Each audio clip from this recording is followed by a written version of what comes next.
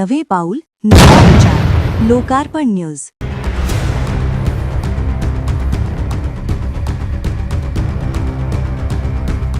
देवळा तालुक्यातील माळवाडी येथे शेतकरी समाधान राजेंद्र बागुल यांनी आपल्या शेतात कांदा चाळीमध्ये 200 ते 250 क्विंटल कांदा साठवलेला होता। सकाळी जेव्हा ते चाळीजवळ पडलेले पीव्हीसी पाईप घेण्यासाठी गेले असता त्यांच्या निदर्शनात असे आले, कोणीतरी अज्ञात इसमाने कांदा चाळीवरती युरिया फेकलेला आहे। या युरिया फेकल्यामुळे कांद्याचे नुकसान झालेलं आहे। काल सायंकाळपर्यंत असा अनुचित प्रकार घडलेला नव्हता। रात्रीमधून हा प्रकार घडलेला आहे असे निदर्शनास येताच त्यांनी गावातील नागरिकांना सांगितले।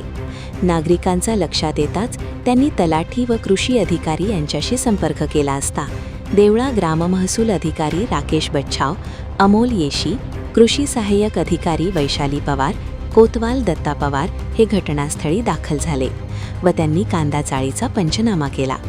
त्यावेळी माजी उपसरपंच रिंकू जाधव, खुशाल बागुल, समाधान राजेंद्र बागुल, प्रकाश धदाणे, रोशर बागुल, सूरज अहिरे, ज्ञानेश्वर बागुल इत्यादी गावातील नागरिक उपस्थित होते। माळवाडी येथे शेतकरी आपल्या कष्टातून उभं केलेलं जे पीक असतं त्याचा उदरनिर्वाहासाठी साठवणूक म्हणून ठेवलेला कांदा आणि त्या कांद्याचा कवडीमोल असा झालेला भाव आणि त्याच्यात शेतकऱ्यावर झालेली ती हानी, त्या हानीचा परिणाम आज सकाळी माळवाडी येथील शेतकरी समाधान बागुल यांनी आपल्या कांदा चाळीमध्ये साठवण केलेल्या कांद्यावरती 150-200 क्विंटल असलेला कांदा, त्या कांद्यावरती अज्ञात इसमाने युरियाचा चाळीवरती शिडकाव करून त्या कांद्याचं मोठ्या प्रमाणात नुकसान झालेलं आहे।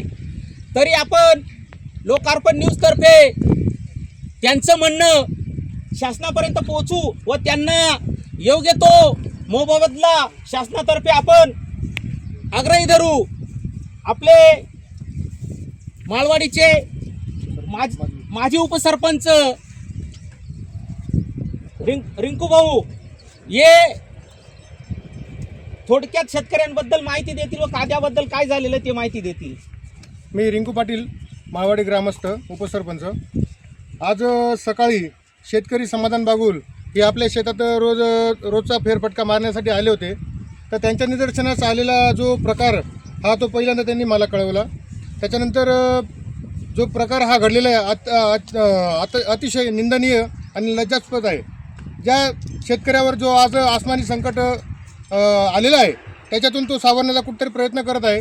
त्याच्यात ही अशी विकृती ही समाजात निर्माण झालेली आहे। त्या विकृतीने हे शेतकऱ्यावर हा जो हल्ला केलेला आहे तो फार काळजी करण्यासारखा आहे।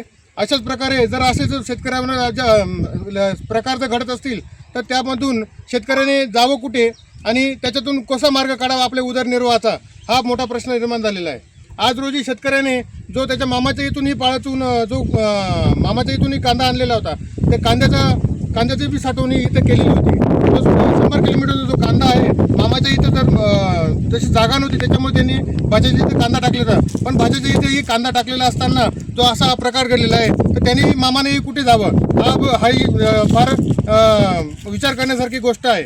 आज 150-200 क्विंटलचा कांदा जो आहे त्याच्यात ज्या इसमाने जो कांद्यावर युरियाचा मारा केलेला आहे तो फार अतिशय आणि मध्येपर्यंत कांदा गेलेला आहे तो आणि ते खालीपर्यंत पण गेलेला असेल तर 2-3 दिवसात तो तर फार खराब होऊन जाईल। त्याच्यामुळे फार शेतकऱ्यावर मोठा संकट आलेला आहे।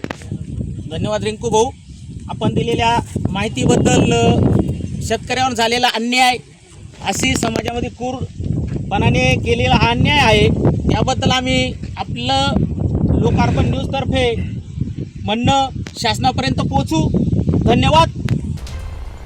बातमी संकलन उपसंपादक ऋतू निर्भावने, प्रतिनिधी पंकज कचवे, लोकार्पण मराठी न्यूज।